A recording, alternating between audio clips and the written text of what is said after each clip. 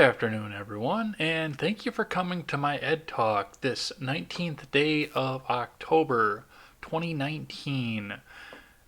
We've got a lot to get to today, and I'm hoping that we do get a whole bunch of people coming in to ask questions throughout the chat. I always look forward to doing these every other week.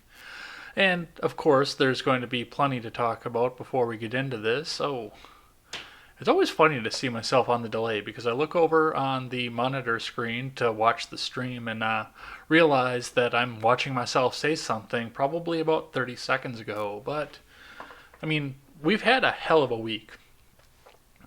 Just some announcements coming up for what's going on. First off, I'm sorry, I've not done my solo video yet.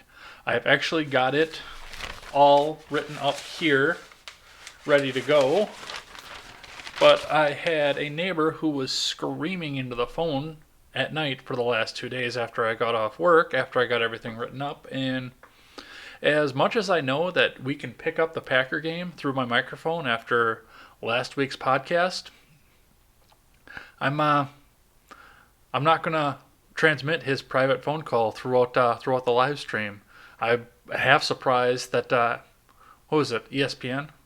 Who does Monday Night Football? I don't even know. I don't have cable anymore, so I don't watch football on cable anymore. But I'm surprised they didn't shut my live stream down just for the fact that you could hear it that clearly coming back through the microphone. No, I was not intending to reproduce or recreate anything that's licensed by the NFL. I just have neighbors who have TVs that are way too loud. So this is my Ed Talk, as I mentioned before. If you're new to the show, thank you for coming in and thank you for coming to ask some questions. What we do here is I stream for about an hour, usually a little bit more if I have a lot of people talking, or a little bit less if it's kind of dead in here. But I am here to answer questions for the audience. That's, I've been on YouTube for just about 2 years at this point. I didn't really have a lot of way to interact with people directly in the beginning. My laptop at the time was way too slow to do any sort of live streaming, and I was just doing regular solo videos, and I was relatively unknown at the time too, so getting a good conversation and a podcast show going on was almost impossible. Now I've upgraded my laptop and I did some clean out on it. It's still probably not as fast as I should be having it to do this kind of thing, but it does to a point where it'll keep up. So, excuse me. We've got the laptop going and we've got the live stream going, and I take some time every other weekend and answer questions for people. I get a topic up on the screen to talk about until people start filing in to start asking questions, but for the most part, this is your time. So ask me anything. I usually won't answer anything that's blatantly racist or anything that could possibly get my channel shut down. But for the most part, other than that, anything outside of blatant collectivism or anything that's outside of illegality, I will answer for the next 56 minutes. Excuse me. Yeah, I got a little bit of a sore throat going on right now. I had allergies. I had a really good year for allergies. I will say that right out. The summer was awesome for my allergies. I didn't sneeze almost at all throughout the entire summer. Let me get the live screen up here just so I can see my audio levels. I had almost no allergies all summer until probably about the second week of September. It just hit me all at once. And suddenly I was sneezing nonstop, constant sneezing. And the sneeze, because I sneeze really hard when I sneeze, and it's really abrasive to my throat every time I sneeze. Plus, I smoked for almost 2 decades, so that probably doesn't do me any favors either. So my throat is really sensitive, and yeah, once I start sneezing a lot, I start to get that tickle in the back of my throat, and yeah, it's almost it's rubbed raw, and then I got a cold on top of it all. So I'll be clearing my throat a little bit more than I want to, especially given the fact that I'm going to be talking for 55 more minutes. But if you can bear with me, we'll get some questions in and talk about some of the events of the week. Coming up on Monday, I will have Harvey McLeod, a video gaming streamer who actually used to have a political podcast of her own. She's going to be on my show, and we're going to be talking about the events of the week in a more detailed depth. Make sure you get in on that live stream as well. I won't be able to sit and watch the chat as closely as I do now, but I will, in fact, be watching the chat, and we will answer questions from the chat in between topics. I think we are going live at. I think we're going live at 7 Central this time. Usually, I've been trying to stick with 6:15. In fact, I am going to try and stick with that a little bit more with the coming weeks and the upcoming guests, but this was something where it didn't work for Harvey to be on at 6:15 exactly, so we will get her on at 7. We'll answer questions, we'll talk about the events of the week, and we're going to have a good time. I really enjoy watching Harvey's gaming streams, and yeah, we have some of the discussion back and forth. I throw the comments back at her on Twitch, and she answers, and she agreed to come on, and it's going to be a great time. Another announcement that I need to make here, and this goes out to Legalize from, he's one of the administrators for Matt and Blonde's server over on Discord there. I do intend to call in on the call-in show on Wednesday if I'm not completely burnt out, because I still have to do my solo video and some of the other upcoming that I'll be talking about here. But I joined the Fountain Pen Club. I got this little disposable beauty. I mean, this is not high-end fountain pen, but I've been using it now for a couple days. I really enjoy the way it feels, and I've already known, because you really have to focus when you're using a fountain pen on which way you're holding it and which end is hitting the paper. So I've noticed with a little bit more focus on my writing that my penmanship has improved significantly over the last couple days. So I know I was kind of a snob for the Pilot G2 ballpoint pen for a very long time, but I don't know, man. I think I'm going to be fountain pen for life from here on out. Team fountain pen. And I'm going to call in on the call-in show on Wednesday and inform Mr. Christensen about the fact again that I am going to be on Team Fountain Pen. I know that they love to dump the calls after people start talking about fountain pens, so that's going to be a little bit enjoyable. All right, we talked about Harvey McLeod being on my show on Monday. My solo video is coming out. I will be talking a bit about Kamala Harris's obsession with putting people that she does not like into prison for little to no reason. And this is something we saw coming up on the debate stage, especially when she was talking about the opioid and the drug dealers becoming, or not the drug dealers, but the pharmaceutical companies being high-end drug dealers. So we'll be talking a bit about that, because it didn't stop when it was just her saying that, okay, I wonder, because I see people dropping off here, I wonder if I'm getting into the chat and I've got anybody coming out for chat. I had to reload at one point here just a bit ago, just because my wired connection disconnected from the chat for just a second, but I hope I'm not going to sit here and just see my 3 chats in the chat for an hour, because that's what I don't want to see. But I do see people popping in and out of concurrent view. I'm going to reload this. If this drops out, I apologize, and I will get the stream right back up. So hang on for just a second.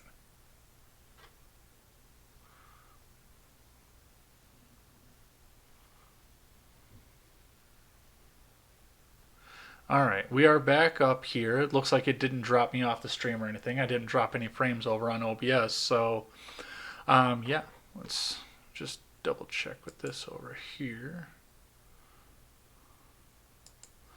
Okay, looks like that is still going here. So, in addition to Monday's stream coming up here, I will also be hosting, I believe, this is not set in stone yet, but we are talking about getting another episode of the Deplorable Batcave getting up and going and getting a conversation with those guys, because those guys are awesome. And I offered after our last recording that we did that the next time we got together and recorded, I would host a live stream for them. Because for the most part, especially given the fact that we're all out there in different countries and everything out there, but Chris Lokes is here, and he's playing Doom at the time too. Obviously, I want you to watch the rest of the stream here. But if I was on Twitch, we would go over and raid him after this. But I will get a link out there. I'll get it up onto my Twitter here, and go over there and check Chris Lokes out over on his Twitch while he's playing Doom after the stream is over. So he is actually fighting a battle with censorship on YouTube right now, and it's pretty difficult. It's kind of frustrating to me, but I hosted a link to his latest podcast out there, so go over there and check that out. He's been doing a daily show lately. Chris, you haven't been doing your daily show this past week for the most part, I haven't seen, but he does short little episodes every day. It's a really good listen, kind of gets you caught up on stories that you might not have heard, so make sure you definitely go over there and check that out. And I'm going to be talking with Jake from Freedom Scoop. We might be doing something with audio stream and feeding out to all of the audio platforms. And if we do that, I might definitely go over there and see if he wants to come in and be a part of our little family over there. So hopefully Jake comes in, hears this, and knows that I'm going to reach out to him and try and talk to him later on for that. He didn't answer his DM earlier, but that's going to be that. Anyway, yeah, I'm going to be hosting the Deplorable Bat Cave. If we do get this together, that'll be Tuesday night, and I'm going to host it live on my channel. And in fact, I will be watching... Oh, he's got a co-host coming on here, so... I apologize if this is a little bit jumpy on that too, because there is a delay between what I see and what you see, so... yeah. He's got a co-host now, so I'm getting ready to see that. I'm got a couple of people in mind that I do want to talk about to be a potential permanent co-host for me as well. Ooh, speaking of people who've been on my show before, I do have to say something back about the fountain pens again, but let's finish off with the Deplorable Bat Cave. Yeah, Bat Cave is going to be, if we can get it together, live streamed on this channel, and I will be checking the live chat, and if there are any questions that the live chat has that they want to ask the guys in the Deplorable Bat Cave, I will be transmitting that out and asking the guys questions, so we can get your questions in for these guys. And make sure, of course, again, that you go over and check out their channel as well, some of their past episodes. It's always a lot of fun to talk with those guys on their podcast format, because you get so many different societies in one place. When we all get together, you got a guy from London, you got a guy from the Western US. Most of the time there's a guy from Venezuela that pops in there, a guy from Germany. There's just so much going on out there. And we're seeing a lot of things from a lot of different perspectives. I love going on that show over and over again because it's informative. It's very entertaining. They're all really funny guys. So make sure you go ahead and check that out. Chris, you actually, now that I see this again here, you got to be, because I try to make sure that there's 2 months between the times I have recurring guests on here, you got to be almost ready for your next trip over onto Ed's World, aren't you? It's got to be getting close. I'll have to check and see when you were on again, but yeah, if it's been a couple months, especially if you're getting pushed down by the man over on Twitter there, we'll have to get you out there and get you some more recognition, especially given the fact that Ed's World is live streamed now, so we can get some questions in from the chat as well. Other thing that I want to say, the Adventist Millennial, well, I just actually got added by her personal Instagram account. I don't know if she wants me to share that or not, so I'm not going to go out and share the personal one, but if you want to go check out her Instagram, her show's on hiatus right now, but you can go back and check some of the back catalog here. It's not news related, so you can actually go back and redo the back catalog and, you know, renew yourself in the Adventist spirit if that's something that you're into, or just hear the Adventist take. She's really awesome. She's a lot of fun to talk to, so go ahead and check her stuff out. But she added me on her personal account, and when I did the fountain pen thing, when I was talking about, because she watches Christensen's show too, and she calls in on the call-in show as well, and she gets to hear Legalize and all of his fountain pen buddies talk about fountain pens every time before they hit or get the dump button out of there. She gets to hear about that, so I tagged her podcast account on Instagram and said that she might know, and I tagged Stephen Ignoramus as well. But she informed me that just because of the chisel tip on this fine fountain pen here, that it's very good if you're trying to do calligraphy or any sort of a certain type of writing, but if you're trying to do anything about other than that, fountain pens can get bent. I told her I was going to tell the world that she said that on the air, and I just did that. So that gave me a little bit of a smile. Go over and check out her back catalog, and if she starts getting enough views on there and maybe starts to get some of the rewarding feeling of having people reach out to her again, maybe she'll bring her show back. I hope she does, because I really enjoyed listening to it. She's got these ideas, and if you study religion, sometimes it can be a little bit dry, but having that chipper, bubbly voice out there relating the information back to you, it's a lot of fun. So go over there and check her out.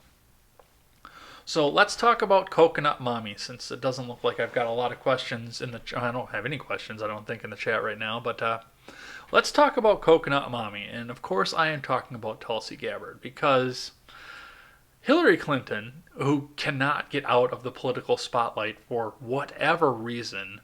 Bill, we never hear anything from Bill at all anymore. He doesn't go on the news shows. He doesn't give he might give some speeches, or he might get onto some of his wife's speeches, but for the most part, he just stands there like a drained skeleton and doesn't do anything. But Hillary Clinton will not get out of the spotlight. W got out of the spotlight when he was out. Gore doesn't get out of the spotlight either, and he still thinks he's got some relevance out there.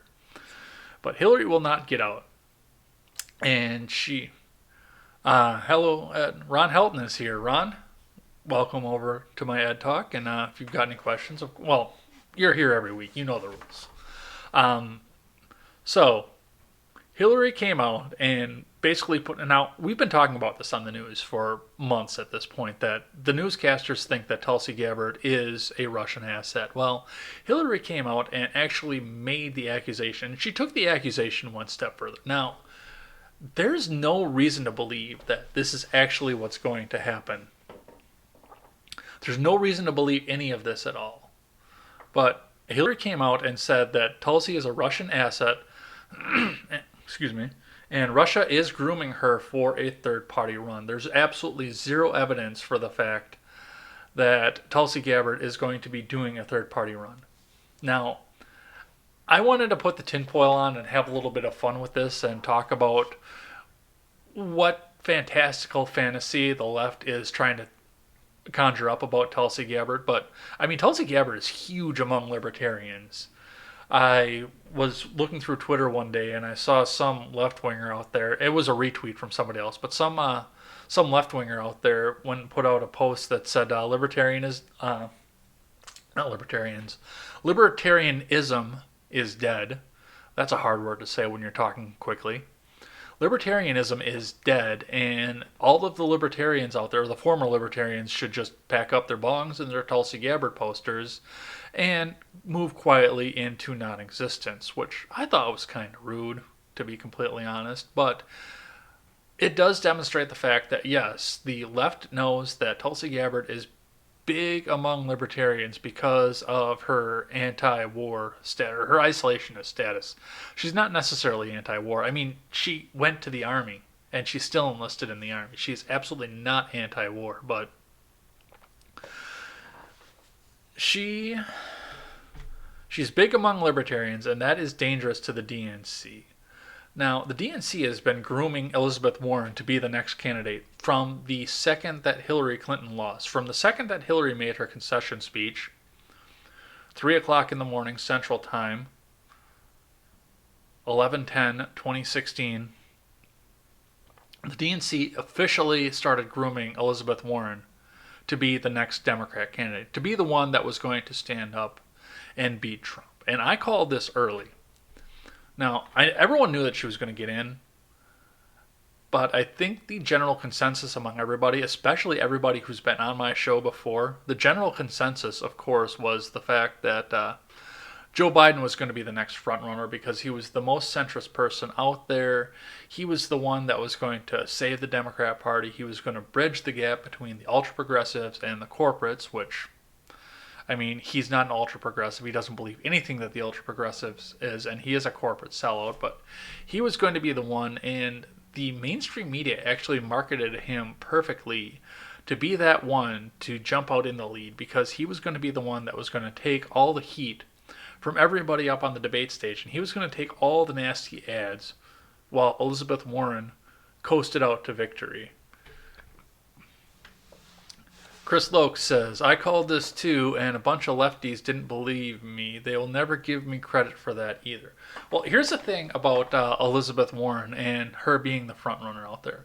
And actually, both times you've been on my show, I could go back and look through the back catalog here, but both times you've been on my show, you have actually said Warren as well, which, to go back to Pod Save America, the week before Warren announced her candidacy, I was listening to Pod Save America because I actually wanted to hear the AOC interview on postal banking. So I listened to that show, and they were talking about Elizabeth Warren. Now, I won't go to a podcast just for one interview. If I'm going to download the podcast, I will listen to the entire thing. And throughout that entire podcast, all they could do was sit there and talk about the fact that Elizabeth Warren was the one to take down Trump. And those two guys are two former Obama staffers, and they know what's going on from the inside. And yeah, it was pretty obvious that that's what they were going to do. And of course, she was the first one to announce as well. She had to get in there and start getting that publicity right away. And she went out and she took her DNA test. She got that up out of the way so that wouldn't be something that they could use against her. Now, they're still going to try and use that against her, but the fact that she got out there and got ahead of that thing, she was prepping to do this right from the beginning. And it's actually been a year, I think, this week since she went out and announced that test, and she was getting out in front of that. So we all knew that this was going to be what it was going to be. She's Hillary 2.0, and that's obvious. So she was good friends with Hillary from the beginning. She didn't want to step out in front of Hillary, but I'm sure that Hillary has a lot of money going into the DNC to make sure that she gets into there as well, which is going to be great because she cannot debate her way out of a paper bag. But of course, now we get Donald Trump going after her, and the fact that now they get to call him sexist again for another 6 months. So that's going to be that. Kamala's toast. I was kind of hoping that Tulsi would go after Kamala again, but that's going to be that.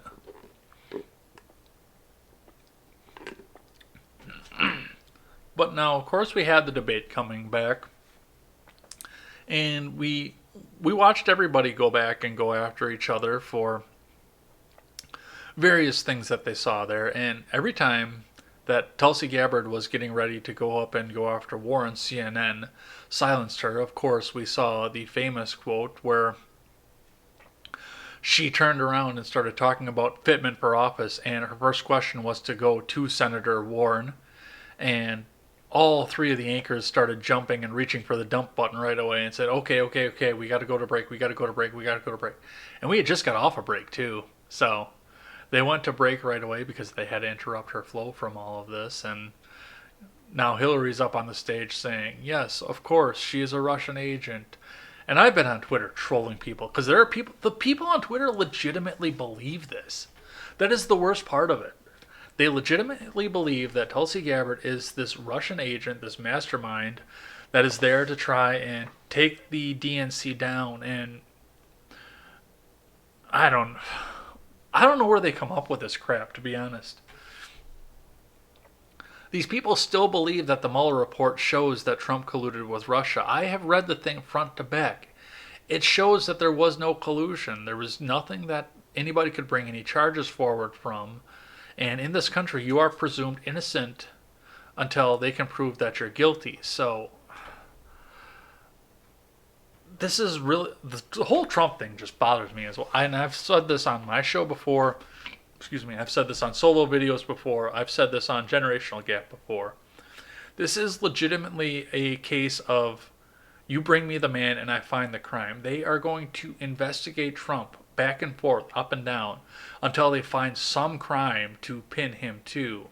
And Tulsi is going to be the same thing. They're shooting their wad early. At this point, I wouldn't blame Tulsi Gabbard if she did jump up and run herself as a third party at this point, just to try and sow chaos in the Democrat field. There are a lot of libertarians out there who are very upset with Trump over the Syria thing, over the bump stock thing, over the borders. Well, a lot of libertarians are open borders. They are not happy with the fact that Donald Trump is the president right now. And part of what they are going to do, they're going to do everything that they can to try and take him down. And rather than going and giving him their votes like a lot of them turned around and did back in 2016, and I'm mostly libertarian, so I can say that I was one of those libertarians that did that. I'm not a registered libertarian, but I'm, how do I put this? By by standards and by testing measures, I do believe a lot of the same things that libertarians do. I just don't want to give money to their party, and I don't believe in everything. Like the open borders thing is something that I can't get behind on that with the official party. Let's look at the chat here. Looks like Ron's got a question here. Tulsi Russian asset sounds as wild as the DNC is really secretly grooming Tulsi as the dark horse candidate. Yeah, that's the other side of it. Here is a lot of people out there are trying to say that because Warren and Biden are so weak and Sanders is like one rally away from being dead from a heart attack, and Buttigieg is not going to go anywhere. A lot of people are out there saying that the DNC is, they're trying to give this attention to Tulsi Gabbard to try and make her the next Democrat candidate, the nominee for the Democrat Party. They're trying to get the infamy out there and get her name recognized out there by everybody so that when all of these people drop off for various things like Biden's Ukraine dealings or Warren's Indian heritage or Warren's neoliberalness or the money that Warren is recycling out of her Senate campaign or Bernie's heart attack or any of this other things, that Tulsi can rise up from the ashes with a big following behind her of people that are just as sick of the establishment as everybody else out there and be the nominee that's going to bridge the divide and go against Donald Trump. And to be completely honest, I don't like Tulsi Gabbard's domestic policies for anything. Now, I have reason to believe that she is going to be one that's going to want to work with the Congress, not just take the presidency as a monarchy. She hasn't led me to believe any differently. So she's therefore innocent until proven guilty, just like I mentioned with the Trump thing. So until she gets into office and tries to run the country as a monarchy, I can't say that she's going to act like a monarch. But the other side of that is, she's got the gun control agenda, she's got the socialist agenda, she's got the UBI agenda. So the anti-war thing, because we're all sick of what's going on in the Middle East. This is like Vietnam over and over again. I was kind of hoping, Ron, I don't know how old you are. I think you're older than I am, but I don't think you're Vietnam era old. The comparison that I've always heard about our presence in the Middle East, and I've been hearing this for almost as long as we've been there, was that this is going to be like our generation's Vietnam, because we're going to keep going in there. We're not going to gain any ground, which is true. We're not gaining any ground at all over there. We're going to keep going there. We're not going to gain any ground. And instead, we are going to just see body bags coming back with our boys in them until we get sick of the war and just pull out, at which point we say that we lost yet another war. I think that's part of what's going on with the Middle East right now. So with Trump pulling back, we're starting to see the divide. You were at Gulf War One, but what years were Gulf War One? Remind me, because I believe that I was single digits when Gulf War was going on. Regardless, we're going to get to this point here where we're just tired of being over in the Middle East, just like we were tired of being in Vietnam. We were tired of seeing the body bags come back, and we're going to want a strong anti-war candidate. Yeah, Chris is coming in.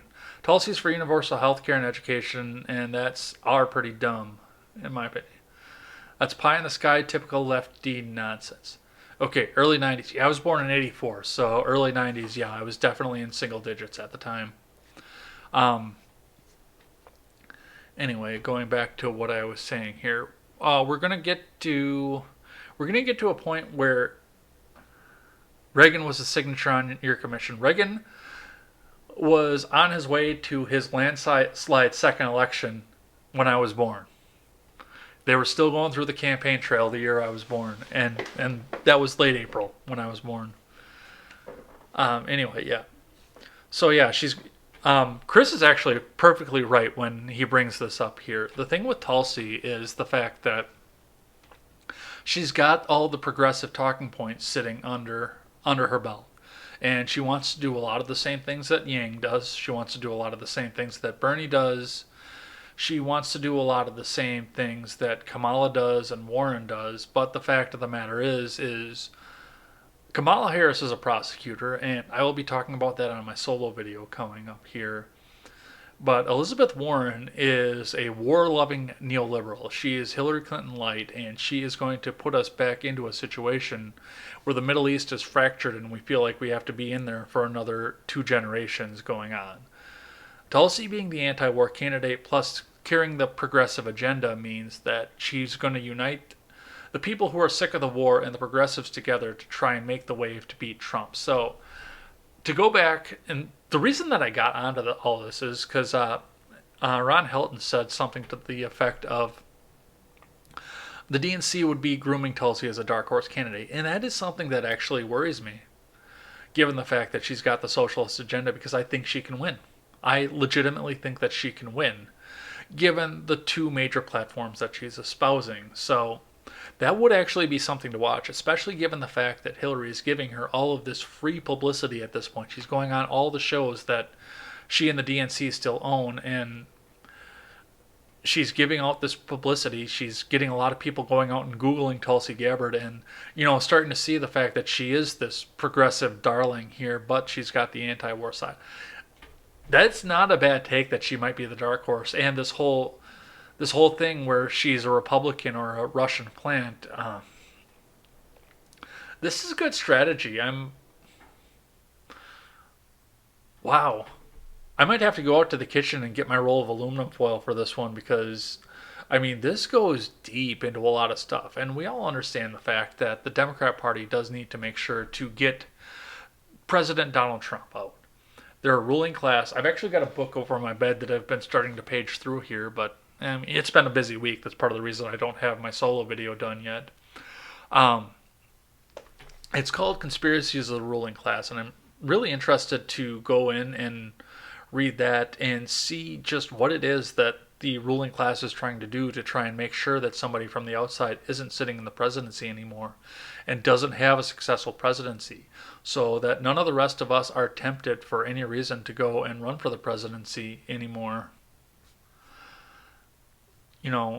I've been saying since the beginning of this entire political cycle, since I started my political rants, whether they were in writing or in video, one of the biggest things that I saw in Trump, because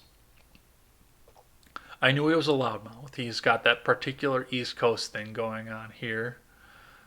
Her website exposes her on social nonsense. I should, before I get on with Harvey McLeod tomorrow, I should go out and read her website, just because I know that we're going to be talking about this Russian plant thing, Harvey and I are, so I should go out and actually read her website and just see what it is that she's got going. This conversation I'm having with the 2 of you right now is going to be heavily cited when I go on my stream tomorrow. So or not tomorrow, that's Monday. What day is? Usually I take a nap on Saturday and I'm all discombobulated. I didn't take a nap today because I actually got some sleep last night, but I'm still discombobulated on what day it is. But yes, it is Saturday, so I'll be on Monday, and we will be talking about a lot of this. Yes, not for us, but for some Americans. They will fall for anything, especially if they view the office of presidency as some lofty position. I've never understood how the presidency got to where it was today. I don't know if we've got some leftover monarch worship in our DNA from our time as English citizens, but I don't know where the presidency got to all of this power. The legislature should be the most powerful branch in government, and yet the Supreme Court and the presidency seem to have overlapped them, especially in the last 60 years. But, the executive branch is the chief law enforcement agency of the country.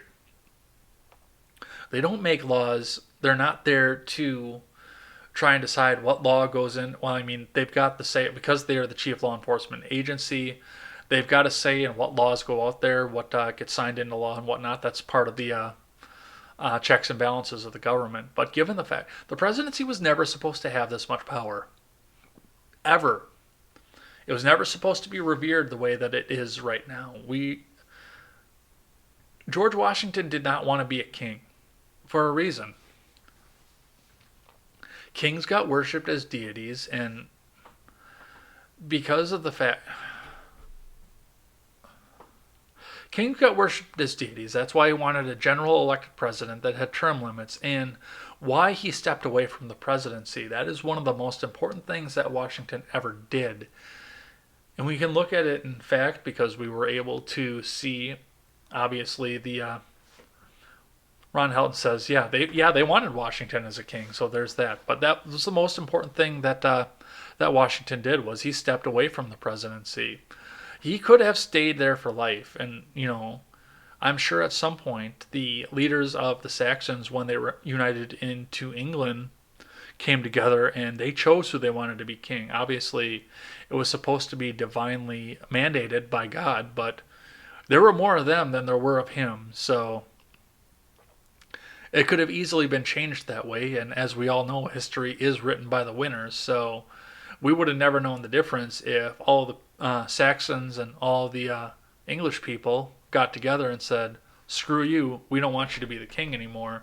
That's how we would have learned history if that's what would have happened. But given the fact that once it was divinely intervened that England was going to be a monarchy and the royal family was going to be the family that ruled England forever and a day, the king never stepped away. Washington stepped away because they didn't want to have that much power going up onto the government, and they didn't want the people to be worshiping the government as a deity. I mean, it's not Caesar and it's not the king.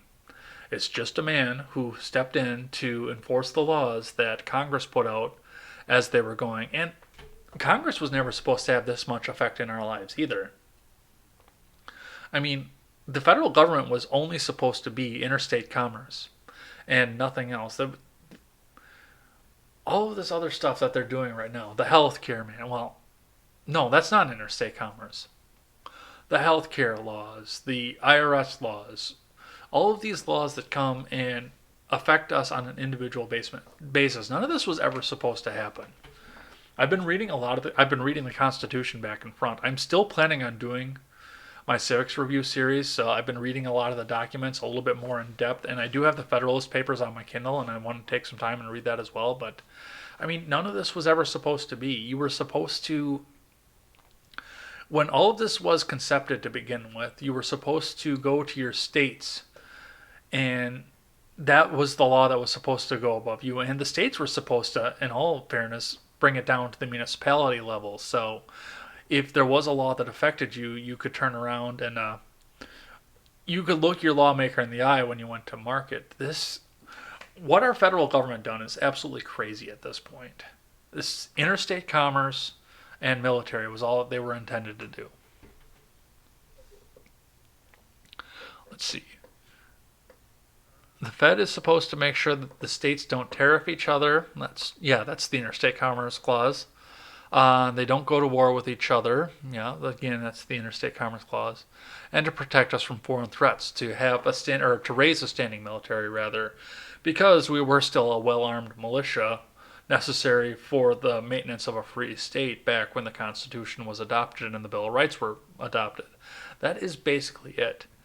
And then like general random miscellaneous offices of utility, post offices, firefighters. Chris, what do you think about postal banking? And I know that there's going to be a delay, so I'm going to keep talking as you're answering this. But that's been one that's come of late. Firefighters, actually, that's a municipality thing, so that shouldn't have come from the federal government. But the post office wants to extend their services to include banking, which, given the fact that we're in as much debt as we are to the Social Security network, I can't see anything of why this is a good idea. I've done videos on this. This was the reason I was watching the Pod Save America episode when I realized that everybody was going to come behind Elizabeth Warren and try and make her the new queen. Postal banking, that's a dizzying idea.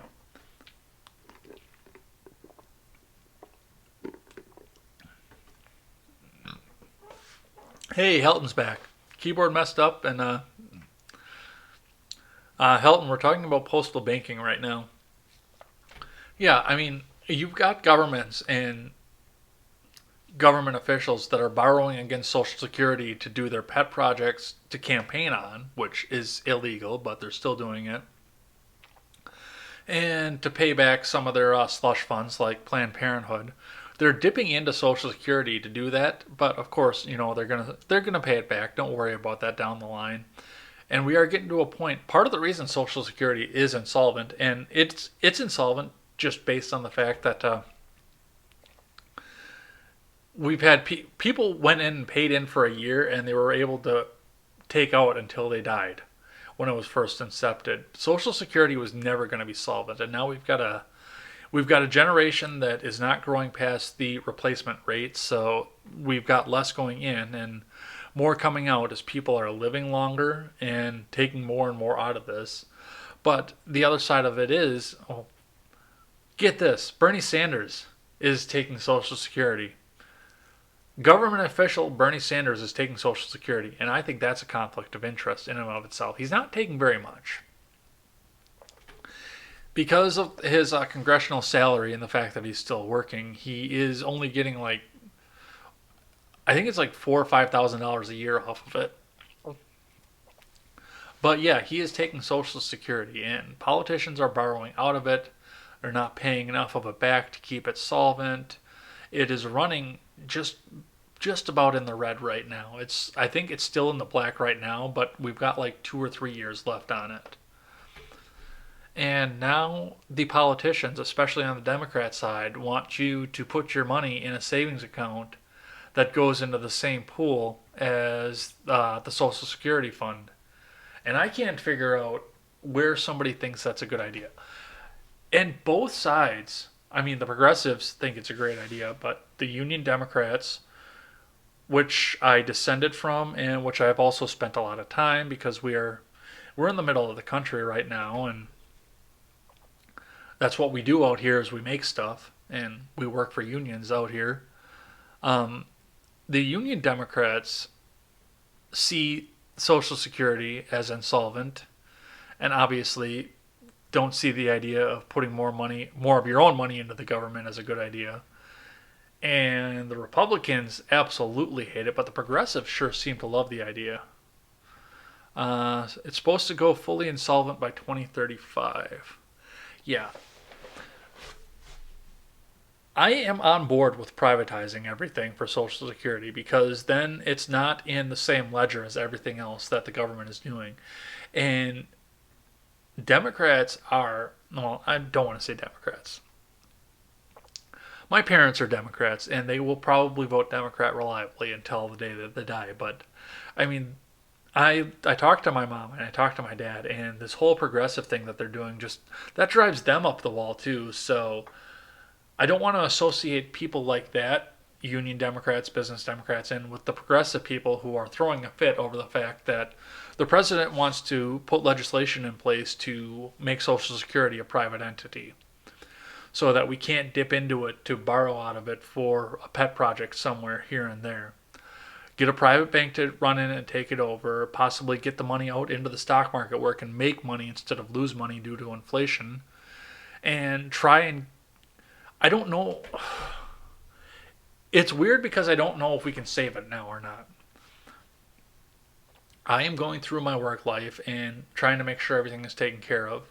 I have accepted the fact that I'm probably going to work until I drop. I don't want to, but I've accepted that that's probably going to be the case. But if Jake and I can get this Freedom Scoop thing going along as well, then we've got the possibility of making myself and Robert and John and Steven and Chris, if we can get him onto there, to to the point where we've got some money coming in and we can talk into a microphone until the day that we drop. But I don't know if privatization is going to save it at this point. I think it might be too far gone, especially if we've only got 15 more years on it. Progressives need to change their names to socialist or communist. Nothing progressive about asking more government and government spending. Well, here's the thing that goes along with that as well. Progressives took on the Democrat moniker because we were in a bipartisan system.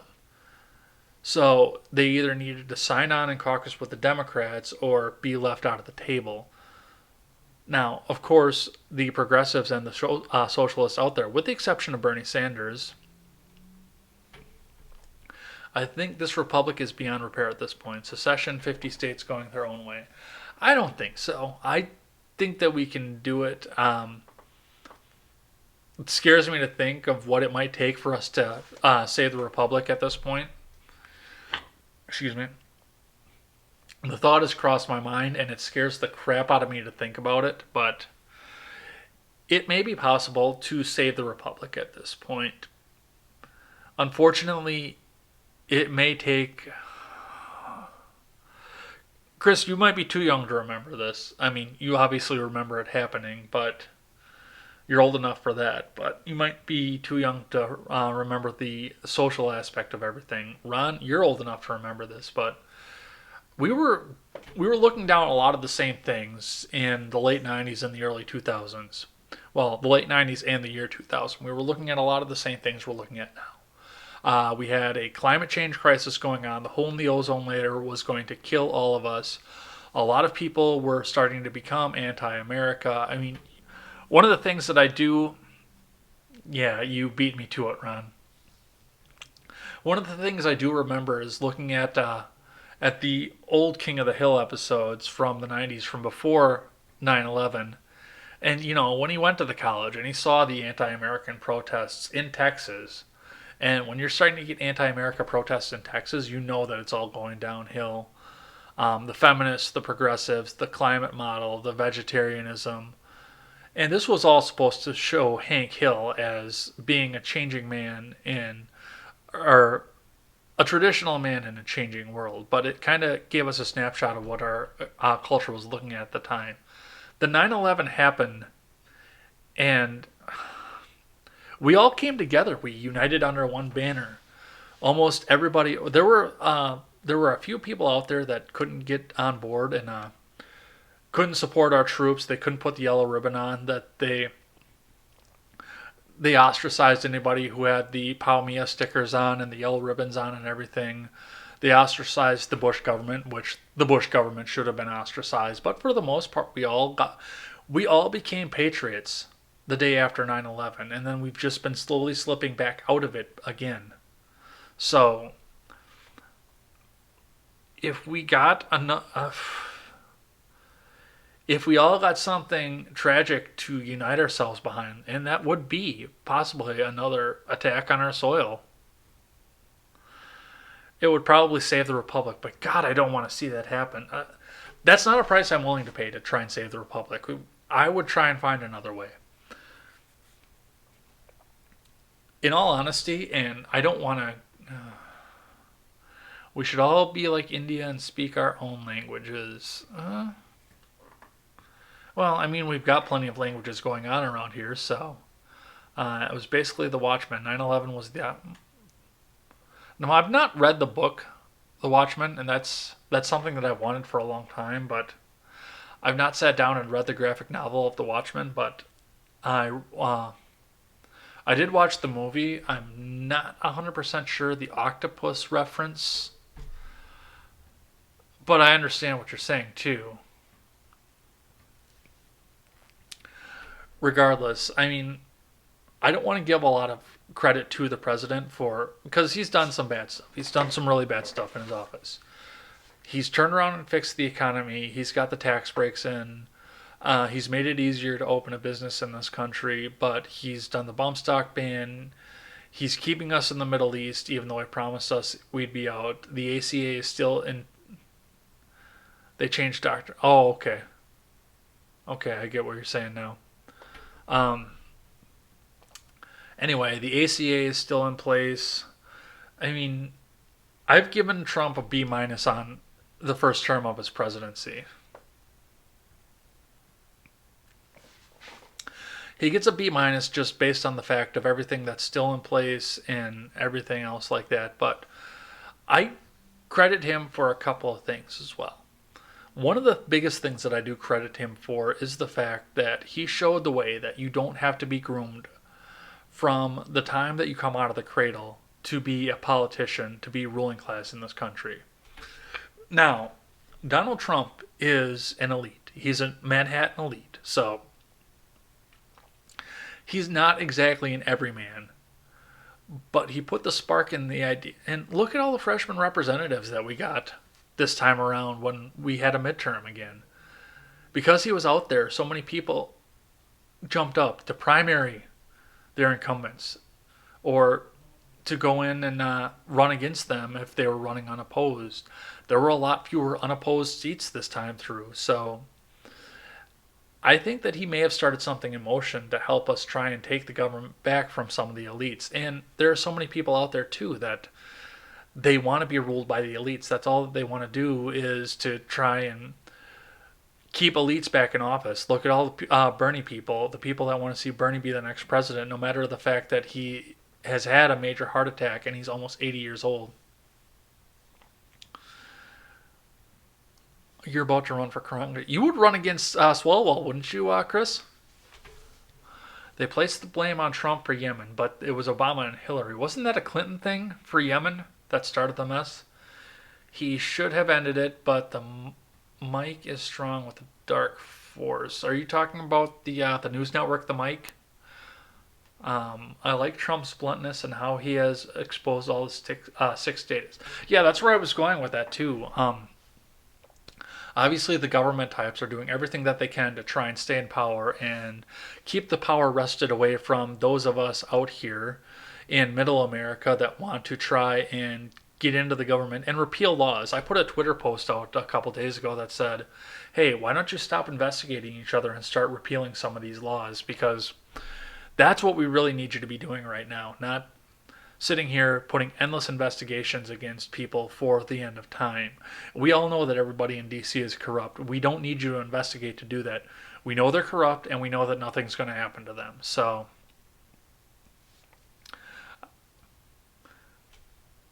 Chris Lokes, what's it going to be? Yeah, 2020. Yeah, because House of Representatives changes every 2 years. Chris Lokes, 2020. I'm the first alternative media force that you've heard say that out loud. So get that soundbite, get that out there. Vote for Chris for 2020 against Swalwell because Swalwell wants to nuke all of us. Anyway, where was I? Yeah. Ron Helton says he likes Trump's bluntness and how he's exposed all the six statists. Yes.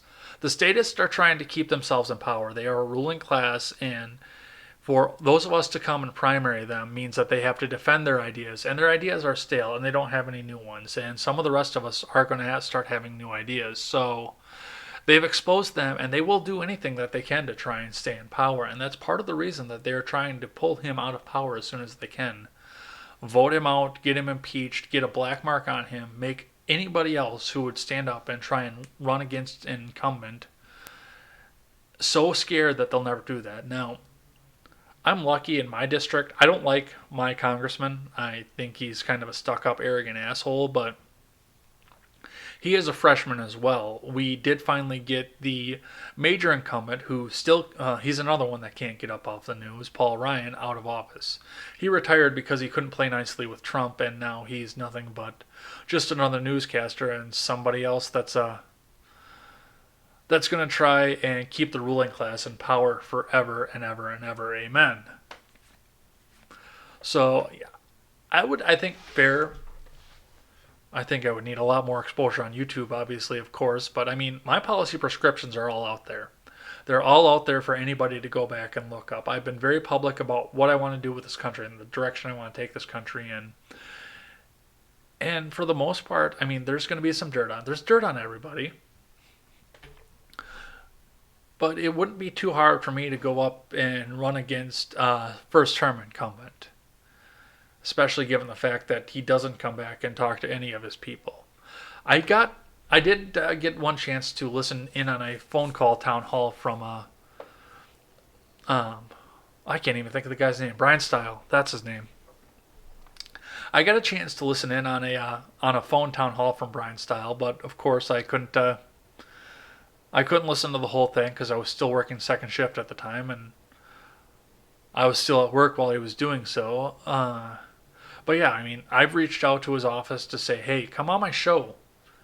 Make your agenda public. Come talk to me. I'm a constituent, and I want to see you go places because you are a first term representative. I want to see good things happen for you. And of course, I got largely ignored for that, but it was expected for me to get ignored by Tulsi Gabbard, but first term freshman representative from Wisconsin District 1, that stings a little bit.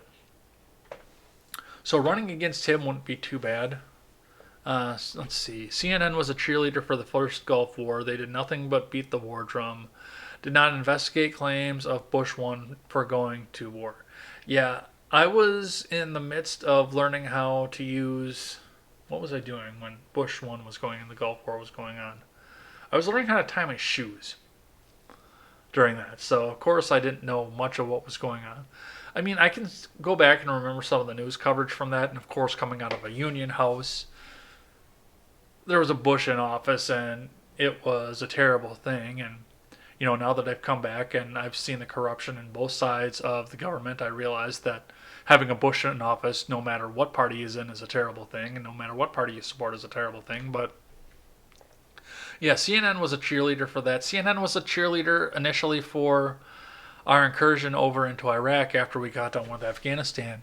I remember the news coverage. It was all about going over and taking down the evil that was the Taliban. And I remember the initial memory of the internet when we had a flash video of Bush singing the Banana Boat song. Daylight come and we drop the bombs. I gotta find that video again.